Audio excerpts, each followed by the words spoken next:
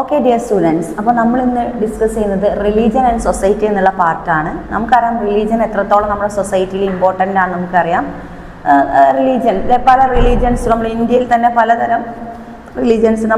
നമ്മുടെ രാജ്യം തന്നെ പല മതങ്ങളാൽ സർവ വിഭിന്നമാണെന്നൊക്കെ പറയില്ലേ.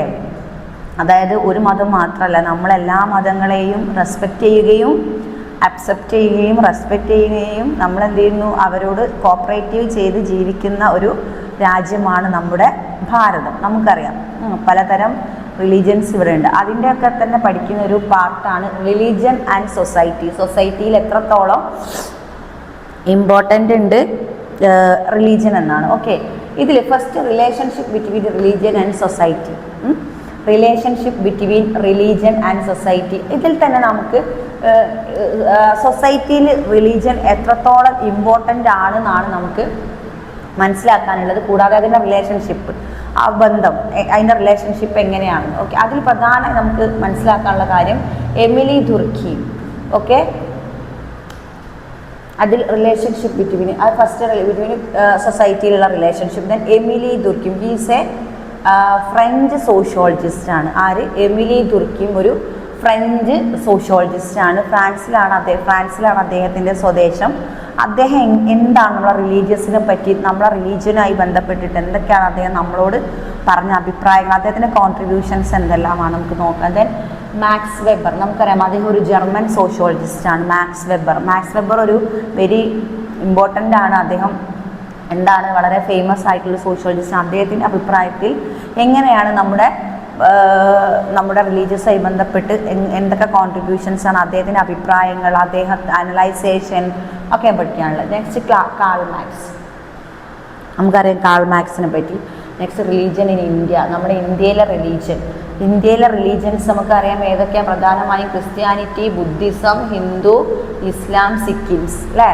സിഖ് മതം, ഇസ്ലാം മതം, ഹിന്ദു മതം, ബുദ്ധമതം, ക്രിസ്ത്യൻ മതം അല്ലേ, ക്രിസ്ത്യമതം. ഇത്രയും കാര്യങ്ങളാണ് നമുക്കൊരു ഭാഗത്ത് ഡിസ്കസ് ചെയ്യാം. അതിനു മുമ്പ് നമ്മൾ കഴിഞ്ഞൊരു പാർട്ടിൽ ജസ്റ്റ് ഒരു ഭാഗം ഫോംസ് ഓഫ് മാരേജ്, അതിൽ ഒന്ന് മോണോഗമി, അതായത് ഫോംസ് ആണ്, മറന്നു പോയത്, FORMS ആണ്. Forms of marriage, monogamy, polygyny and polyandry. അപ്പം മിസ് കഴിഞ്ഞ ക്ലാസ്സിൽ നിങ്ങളോട് ഈ സ്പെല്ലിംഗ് ഒന്ന് ശ്രദ്ധിക്കാൻ പറഞ്ഞിട്ടുണ്ട്. അതായത് POLYGYNY, അതൊന്ന് മിസ് റിപ്പീറ്റ് ചെയ്യാൻ വേണ്ടിയിട്ട് ജസ്റ്റ് എഴുതിയതാണ്. POLYGYNY, പോളിഗ്നി എന്നാണ് വായിക്കുക. ദെൻ പോളിയാൻഡ്രി, വ്യത്യാസമുണ്ട്. ഇവിടെ എന്താണ് ADRY, ഇവിടെ GYNY. അപ്പോൾ നിങ്ങൾ എക്സാമിന് എഴുതുമ്പോൾ എന്ത് ചെയ്യുക, ശ്രദ്ധിക്കുക, സ്പെല്ലിങ് തെറ്റാതെ എഴുതണം. ഏത്? Forms of marriage. Okay, next relationship between. ഇതിലെന്താ നമുക്ക് പഠിക്കാൻ എന്തൊക്കെയുണ്ട്? ഹിന്ദുയിസം, ഇസ്ലാം, സിഖിസം, ക്രിസ്ത്യാനിറ്റി ഒക്കെ പഠിക്കാൻ. ബുദ്ധിസം അല്ലേ, ബുദ്ധിസം മിസ്സോടെ എഴുതിയിട്ടുണ്ട്, ബുദ്ധിസം.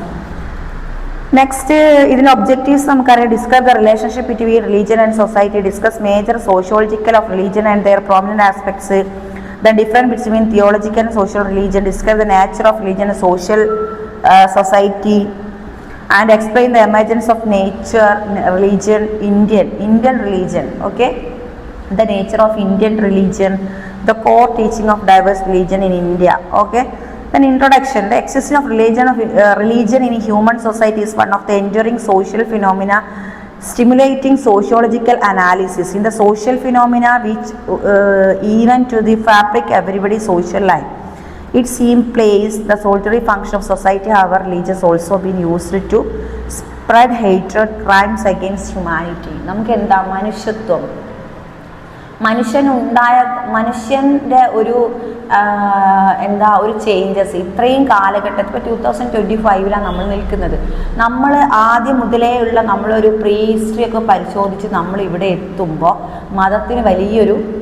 മതം വലിയൊരു ഘടകം തന്നെയാണ്. നമ്മളെ ഹ്യൂമാനിറ്റിയിലേക്ക് മനുഷ്യത്വപരമായി ചിന്തിക്കുകയാണെങ്കിൽ മതം എന്തായിട്ട് വരെ ക്രൈമായിട്ട് മാറാറുണ്ട്. മതത്തിൻ്റെ പേരിൽ എന്തുണ്ട്? ക്രൈമുകളുണ്ട്. മതത്തിൻ്റെ പേരിൽ അങ്ങോട്ടും ഇങ്ങോട്ടും എന്തുണ്ട്? അടി, തമ്മിൽ വഴക്ക്, ബഹളം, അങ്ങനെയൊക്കെ നമ്മൾ കാണാറുണ്ട്. പക്ഷേ പൊതുവെ ബേസിക്കലി നമ്മൾ മതമൈത്രി ഉള്ള ജനങ്ങൾ തന്നെയാണ് നമ്മളെ ഇന്ത്യയിൽ ജീവിക്കുന്നത്. കാരണം ഒരു മതമുള്ള മറ്റവരെ നമ്മൾ റെസ്പെക്റ്റ് ചെയ്യുന്നു, അവരുടെ ആചാരാനുഷ്ഠാനങ്ങൾ നമ്മൾ കോപ്പറേറ്റ് ചെയ്യുന്നു. പിന്നെ എല്ലാത്തിനും ഒരു ബേസിക്കലി നമുക്കറിയാം നമ്മുടെ ഇന്ത്യ, നമ്മുടെ ഓണം അല്ലേ, എക്സാമ്പിൾ പറയണ ഓണം നമ്മൾ ഹിന്ദുക്കളുടെ ഒരു ആഘോഷമാണ് ഓണം. ആ സമയത്ത് ഇസ്ലാം മതം നമ്മുടെ ചുറ്റുമുള്ള ഇസ്ലാം മതത്തിൽ വിശ്വസിക്കുന്ന ആളുകൾ ചുറ്റുമുള്ള നൈബേഴ്സ് ആണെങ്കിൽ നമ്മൾ ഓണത്തിൻ്റെ അന്ന് വന്ന് അവർ നമ്മളെ വീട്ടിൽ വന്ന് സദ്യ കഴിക്കുന്നു അല്ലേ. മിസ്സിൻ്റെ വീട്ടിലൊക്കെ അങ്ങനെ തന്നെ കേട്ടോ. മിസ് ഇവിടെ നല്ല എക്സാമ്പിളായിട്ട് തന്നെ പറയാൻ പറ്റും. ഈ ഒരു മതമൈത്രി എന്ന് പറയുമ്പോൾ മിസ്സിൻ്റെ വീട്ടിൽ തന്നെ എക്സാമ്പിൾ കറക്റ്റായി പറയാൻ പറ്റും. മിസ്സിൻ്റെ വീട്ടിലൊരു 100 ആൾ, കാരണം മിസ്സിൻ്റെ വീടൊരു ഇസ്ലാം മത വിശ്വാസികളുടെ ഇടയിൽ ഒരു വീടാണ്. അതുകൊണ്ട് തന്നെ ആ ഒരു മിസ്, ഇപ്പോൾ ജസ്ന മിസ് എന്ന് പറയുന്നത് ഞാൻ വളർന്നതും ഒരു ഇസ്ലാമിക ഒരു അന്തരീക്ഷത്തിലായതുകൊണ്ട് തന്നെ എനിക്ക് ആ ഒരു ഭയങ്കര അവരോട് പ്രത്യേക ഒരു അറ്റാച്ച്മെൻറ്റ് തോന്നുന്നു. നമ്മളെ വളർച്ച, കാരണം നമ്മളുടെ പാരൻസ് അവരോട് കാണിക്കുന്ന ആറ്റിറ്റ്യൂഡും ബിഹേവിയറും അവരോട് കണ്ട് കോപ്പറേഷനും സ്നേഹവും കെയറിങ്ങും അത് കണ്ട് വളർന്നത് കൊണ്ടാവാം നമ്മളെല്ലാ മതങ്ങളെയും സ്നേഹിക്കാൻ. അതുകൊണ്ട് മിസ് ഇപ്പോൾ ഒരു ക്ലാസ്സിൽ പറയുകയാണ്, മിസ്സിൻ്റെ അച്ഛൻ അമ്മ അല്ലേ, അവരുടെ ആ ഒരു ഇത് കിട്ടിയത് കൊണ്ടാണ് മിസ്സിന് എല്ലാ മതങ്ങളെയും അക്സെപ്റ്റ്. അത് മിസ്സ് മാത്രമല്ല ഓരോ പൗരരെയും വെച്ചിട്ടാണ് മിസ്സ് പറയുന്നത്. മിസ്സിൻ്റെ എക്സാമ്പിൾ റിയൽ ആയിട്ടൊരു എക്സാമ്പിൾ ഉള്ളത് കൊണ്ട് അങ്ങനെ പറഞ്ഞു എന്നേ ഉള്ളൂ. സ്വന്തം അനുഭവമാണല്ലോ നമ്മുടെ ഗുരു എന്ന് പറയുന്നത്. അപ്പം നമ്മളെ ജീവിതത്തിൽ നമ്മൾ കാണുന്ന, അപ്പോൾ മിസ്സിൻ്റെ വീട്ടിലെല്ലാവരും അവരെന്നെ വന്നു. എൻ്റെ അമ്മ ഞങ്ങളൊരു ഹിന്ദുക്കൾ ഒറ്റ വീടുള്ളൂ, ബാക്കിയൊക്കെ മുസ്ലിംസ് ഏരിയയാണ്. പുലർച്ചയ്ക്ക് അവർ വന്നു സദ്യയൊക്കെ ഉണ്ടാക്കാൻ കൂടും താത്തമാരില്ലേ. അവർ നമ്മളെ ഫ്രണ്ട്സൊക്കെ അവരെ കുട്ടികളായിട്ടാവുക. നമ്മൾ വളരുന്നത് അവർ പഠിക്കുന്ന സ്കൂളിലാണ് നമ്മൾ പഠിക്കുന്നത്. അപ്പോൾ നമ്മളോട് ഒരിക്കലും വേർതിരിവ് കാണിക്കാതെ സ്നേഹവും വിദ്വേഷവും ഒന്നുമില്ലാതെ നമ്മളെ സ്വന്തം കുഞ്ഞുങ്ങളെ പോലെ വളർത്തിക്കൊണ്ട് വന്നൊരു സമൂഹത്തിലെ കണ്ണിയാണ് ഞാനെന്ന് എനിക്ക് അഭിമാനത്തോടെ അവിടെ പറയാൻ പറ്റും. അപ്പോൾ അതുകൊണ്ട് തന്നെ ഈ ഒരു വിഷയം സബ്ജക്റ്റ് എടുക്കാൻ എനിക്ക് നല്ല അനുഭവത്തിൽ നിന്ന് തന്നെ പറയാനും പറ്റും. അതാണ് നമ്മളൊരു കോൺഫിഡൻസോട് കൂടി തന്നെ പറയാൻ പറ്റും. ഓക്കെ, അപ്പോൾ നമ്മളിവിടെ പറഞ്ഞുകൊണ്ടിരിക്കുന്നത് എന്താണ്, റിലീജിയൻസിനെ പറ്റിയാണ്. റിലീജിയൻസ് നമ്മുടെ ഇന്ത്യയിൽ എങ്ങനെയാണ്. അപ്പോൾ ഇന്ത്യയിലത്തെ പഠിക്കുന്നത് നമ്മൾ ബേസിക്കലി നമ്മുടെ ഫാമിലിയിൽ നിന്നാണ് നമ്മൾ റിലീജിയസ് നമുക്ക് കിട്ടുന്നത് അല്ലേ. ഏത് ഫാമിലിയിലാണ് ഒരു കുട്ടി ജനിക്കുന്നത് ആ കുട്ടിക്ക് അതിൽ നിന്നാണ് മതമായിട്ട് വരുന്നത് അല്ലേ. ഓക്കെ, അല്ലാതെ കുട്ടി മതം ഒറ്റയ്ക്ക് ആക്സെപ്റ്റ് ചെയ്യില്ല. എന്താണോ പാരൻസിൻ്റെത് റിലീജിയൻ ആ ലെവലിലാണ് കുട്ടി വളർന്നു വരുന്നത്. പക്ഷേ ഭാവിയിലേക്ക് പല സ്ഥലത്തും അത് നെഗറ്റീവായിട്ട് പോവാതെ നമ്മൾ എന്ത് ചെയ്യണം, നല്ല നിലനിർത്തി കൊണ്ടുപോകാനുള്ളതാണ് ഒരു സൊസൈറ്റിയുടെ കഴിവ് എന്ന് പറയുന്നത്. Okay, everybody in social life it seems to play society, however, religion has all been used to spread and hatred crimes against humanity. അത് ഹേറ്റ്രഡ് ആവാനും പാടില്ല, ക്രൈം ആവാനും പാടില്ല. ഓക്കെ, എന്താവാൻ പാടില്ല, ഹേറ്റ്രഡ് ആൻഡ് ക്രൈം ആവാൻ പാടില്ല. ഹേറ്റ്രഡ് ആൻഡ് ഓക്കെ, എന്ത് religion hatred ആവാനും പാടില്ല, ക്രൈം ആവാനും പാടില്ല. അത് നല്ലൊരു സഹവർത്തിത്വവും നല്ല സ്നേഹവും കെയറിങ്ങും എല്ലാ മതങ്ങളും നമ്മൾ നമ്മളെ നമ്മുടെ പ്രതിജ്ഞയിൽ തന്നെ എല്ലാ മതങ്ങളെയും നമ്മൾ ബഹുമാനിക്കുന്നു എന്നുള്ളൊരു സെൻറ്റൻസ് ഉണ്ട് എന്നാണ് മിസ്സിൻ്റെ ഒരു ഓർമ്മ. അപ്പോൾ നമ്മൾ ഇന്ത്യൻ ഭരണഘടനയിൽ അങ്ങനെയാണ്, നമ്മൾ ഇന്ത്യ അങ്ങനെയാണ്, എല്ലാ മതങ്ങളെയും നമ്മൾ അക്സെപ്റ്റ് ചെയ്യുന്നില്ല. അത് നിങ്ങൾക്ക് പഠിക്കാനുള്ള ക്രിസ്ത്യൻ മതം, നിങ്ങൾക്കറിയാം ക്രിസ്ത്യാനിറ്റി ഏറ്റവും നമ്മളിവിടെ ഉണ്ട്. അതായത് ബ്രിട്ടൻ നമ്മളെ ഇന്ത്യ ഭരിക്കാൻ തുടങ്ങി ക്രിസ്ത്യാനിറ്റി. ബുദ്ധിമതക്കാർ നമ്മൾ റെസ്പെക്റ്റ് ചെയ്യുന്നു. ഹിന്ദു, ഇസ്ലാം മതം ആൻഡ് സിഖിസം, ഇവരൊക്കെ നമ്മൾ പരസ്പരം എന്താണ് പൂരകങ്ങളാണ്. നമ്മൾ അവരൊക്കെ എന്ത് ചെയ്യുന്നു, റെസ്പെക്റ്റ് ചെയ്യുന്നു. Next, sociological theories and explain the relationship between religion and society. ഇനിയാണ് നമുക്ക് പഠിക്കാനുള്ള തിയറീസ് ആണ്. അതായത് എമിലി ദുർക്കിമിൻ്റെ തിയറി, മാക്സ് വെബർ എന്താണ് പറഞ്ഞത്, കാൾ മാക്സ് എന്താണ് പറഞ്ഞത് എന്നുള്ള തിയറീസാണ്. എമിലി ദുർക്കിനെ നമുക്ക് നോക്കാം. Emile Durkheim, a French sociologist, regarded the prolific author of the field of sociology of religion. അദ്ദേഹത്തിൻ്റെ ബേസിക് ആയിട്ട് അദ്ദേഹം പറയുന്നത് സോഷ്യോളജി ഓഫ് റിലീജിയനെ പറ്റി അദ്ദേഹം പറഞ്ഞത് his major contribution in this area that he postulate the idea that a religious society constructed is not divine in origin. His book, The Elementary Forms of Religious Life, അദ്ദേഹം ഒരു book എഴുതിയിട്ടുണ്ട്. Okay, Emily ദുർക്കിം അത് നിങ്ങൾ ചിലപ്പോൾ എക്സാമിന് ചോദിക്കുമ്പോൾ മറന്നു പോകരുത്. റിട്ടൺ ബൈ എ ബുക്കിൻ്റെ പേരെന്താണ്, the elementary form of religion life. Elementary അല്ലേ, നമ്മൾ ആ ഫസ്റ്റിലെ ആ ഒരു അടിസ്ഥാനപരമായിട്ട് എന്തൊക്കെയാണ് റിലീജിയനിൽ മനസ്സിലാകുന്നത്. Elementary forms of religious life എന്നാണ് അദ്ദേഹത്തിൻ്റെ ബുക്കിൻ്റെ പേര്. He turn towards the study of elementary forms of religion. Okay, according to Durkheim there are 2 basic components of religion, അത് ബിലീഫ് ആൻഡ് റൈറ്റ്സ്. ഓക്കെ, പ്രധാനമായി 2 ഘടകങ്ങളാണ് നമ്മുടെ റിലീജിയനിൽ ഉള്ളതാണെന്നാണ് നമ്മുടെ എമിലി ദുർക്കിം പറഞ്ഞിരിക്കുന്നത്. That is one is belief and next is rites. Okay, ബിലീഫ്സും റൈറ്റ്സും. He call the beliefs of collective representation.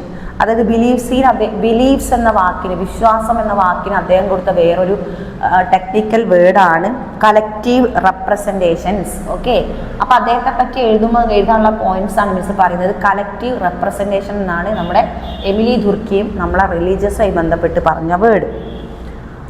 Okay, for Durkheim he reason the religious force only the statement of inspired the group in members. It projected and scales and performance of religion which is set apart of forbidden and considered holy.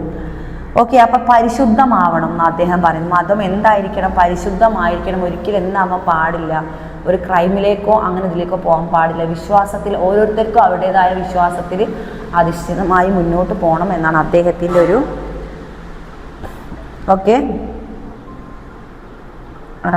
അദ്ദേഹത്തിൻ്റെ ഒരു അഭിപ്രായം. Next max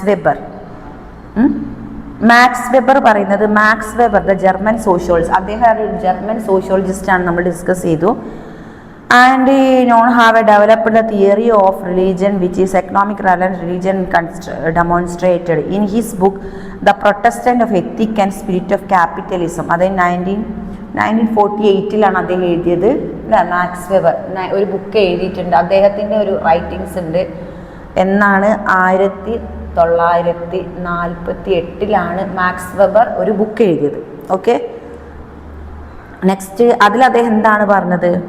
അദ്ദേഹം പറഞ്ഞു, for his Protestant ethics play the obvious role of development of capitalism in the west whereas we could